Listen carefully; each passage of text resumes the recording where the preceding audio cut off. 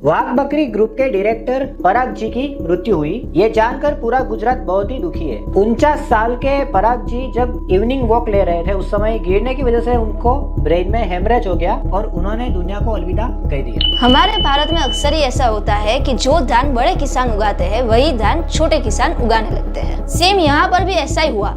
कुछ बड़े media houses ने छाप दिया कि पराग भाई के ऊपर डॉग्स ने अटैक किया, तो ये देखकर छोटे मीडिया हाउस वाले भी बिना कुछ रिसर्च किए यही खबर छापने लगे और देखते ही देखते ये खबर चारों ओर फैल गई। लेकिन सच्चाई क्या है वो जानने के लिए हम पहुंचे पराग भाई के घर पे, पराग बंगलोज पे। जायज सी बात है कि परिवार के सारे लोग गमगीन होंगे, तो हमने खास किसी से कुछ बातचीत नहीं की, लेकिन परिवार के एक सदस्य से हमने कुछ बातचीत जरूर की। हमारा पहला क्वेश्चन उनसे ये था कि क्या डेथ का सही कारण डॉग अटैक था, तो उन्होंने बताया कि उन्हें कुछ पता ही नहीं, क्योंकि जिस जगह पे ये इंसिडेंट हुआ वहाँ पर कोई सर्वेलेंस कैमरा था ही नहीं। हमने उन्हें न्यूज 18 का एक टेलीकास्ट बताया जिसमें एक सीसीटीवी फुटेज दिखाया गया है, जिसमें पराग भाई डॉग से टकराने की वजह से गिरते हुए नजर आ रहे हैं। ये वीडियो देखकर वो भी शॉक हो गए। वीडियो देखने के बाद उन्होंने ऐसा बोला कि ये हमारे घर का वीडियो है ही नहीं, ये कोई फेक वीडियो है। उन्होंने ऐसा भी बोला कि मीडिया वाले कुछ भी छाप देते हैं और आप ये मीडिया वालों के खिलाफ कानूनी कार्यवाही भी कर सकते हो। जाहिर सी बात है, हमें हमारा जवाब मिल चुका था। अब हम पहुंचे शेल्बी हॉस्पिटल, जहाँ पे इंसिडेंट के तुरंत बाद पराग भाई को ले जाया गया था। हॉस्पिटल ने कॉन्फिडेंशियल मैटर का बहाना देके हमें रिपोर्ट्स तो नहीं दिए,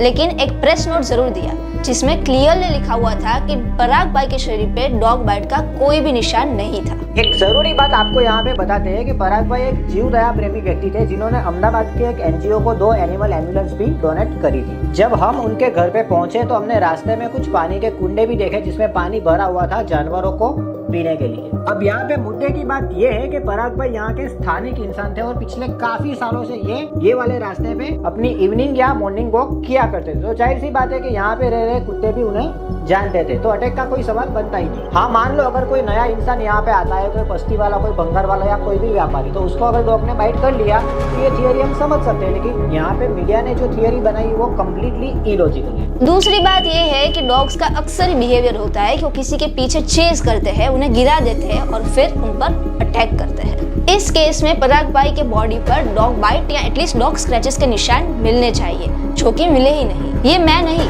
हॉस्पिटल के रिपोर्ट्स कह रहे हैं।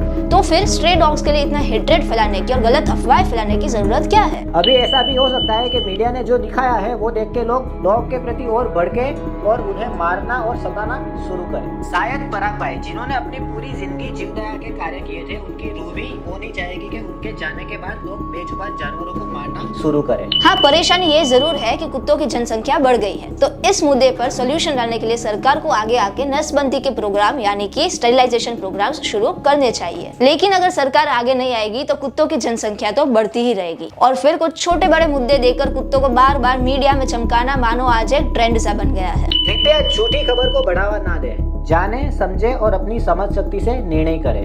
धन्यवाद।